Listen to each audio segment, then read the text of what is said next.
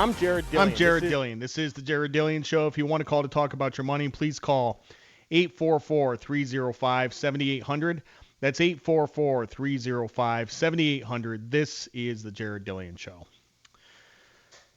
This is a huge personal finance topic, and there's some bad advice on this. Let's say you were trying to get out of debt. Which debt do you pay off first? So you have credit card debt, car loans, mortgages, or student loans. Let's not talk about payday loans and stuff like that. Somebody smart might say that you pay off the debt with the highest interest rate. There's all kinds of methods on this. Like people talk about the Snowball method, where you pay off the debt with the lowest balance, and you pay that off first. And basically the reason why people tell you to do that is because you like put a W up on the board, you paid off one account, so it gives you motivation.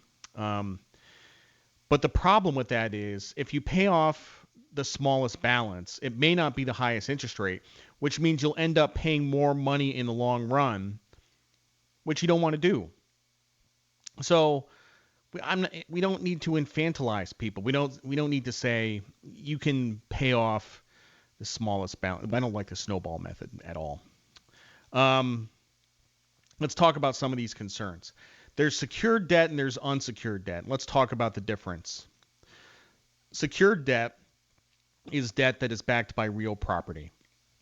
So your car loan is secured debt, and your mortgage is secured debt. And these have lower rates because they're lower risk. If you don't pay the debt, then somebody will come and take your stuff. So, like I said, the most common example is a residential mortgage. The next most common is a car loan. If you don't pay the mortgage, the bank will kick you out of the house. If you don't pay the car loan, the repo man will come with a tow truck and drag it out of your driveway while you're eating dinner. Both are bad scenarios. In some countries, like Canada, not paying your mortgage is the end of the world because mortgages are recourse. In the U.S., they're non-recourse. In Canada, they're recourse.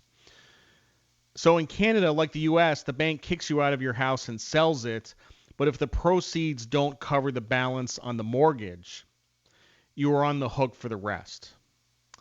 And we don't have that here in the U.S. We have jingle mail, so it's the bank's problem. The most common form of unsecured debt is revolving debt or credit cards. If you don't pay your credit card bill, eventually the account will go into collection and you're going to get a lot of phone calls. You'll have a few new best buddies. I actually had a friend of a friend that was a debt collector, and she enjoyed her job in a sadistic sort of way. Perfect for somebody who lacks empathy. Anyway, you can try to consolidate it, but it's hard to make defaulted credit card debt go away. You may reach some sort of a settlement, but you will eventually have to pay it unless you declare bankruptcy. So which do you pay first, secured debt or unsecured debt? Well, it's going to be harder to pay down debt if you don't have a place to live. And it's going to be harder to pay down debt if you don't have a car to drive to work. Unsecured debt, credit card debt, has higher rates, which means theoretically you should pay that off first. But if you lose your car or you lose your house, then you're really stuck. So even though secured debt carries a lower interest rate, you should probably prioritize that first.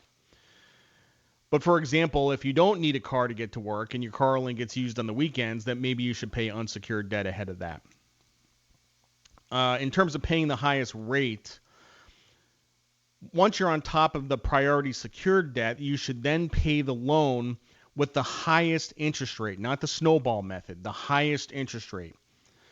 There are some personal finance gurus out there who will tell you to pay down the smallest balance first.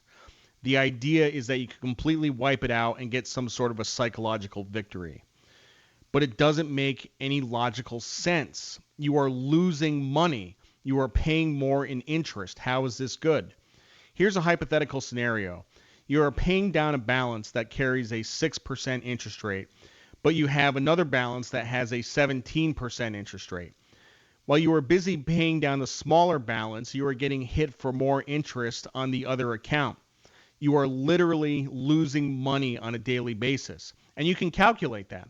You can calculate how much extra money you're spending on interest while you're trying to pay down this smaller balance. So while it may not be satisfying to be hacking away at a big balance, keep whacking at it. So if you have a big balance with a high interest rate, you should get in there and start hacking at it. Take a big chunk out of that thing every time you get paid. I had this conversation with a family member recently who told me he had mid 5 figures in credit card debt. And I was like, dude, you're paying $7,000 in interest a year. I mean, look, I get it. Buying things is fun. You get jewelry, watches, cars. Investing is fun. You get to buy stocks and watch them go up. I'm Jared Dillian. This is The Jared Dillian Show.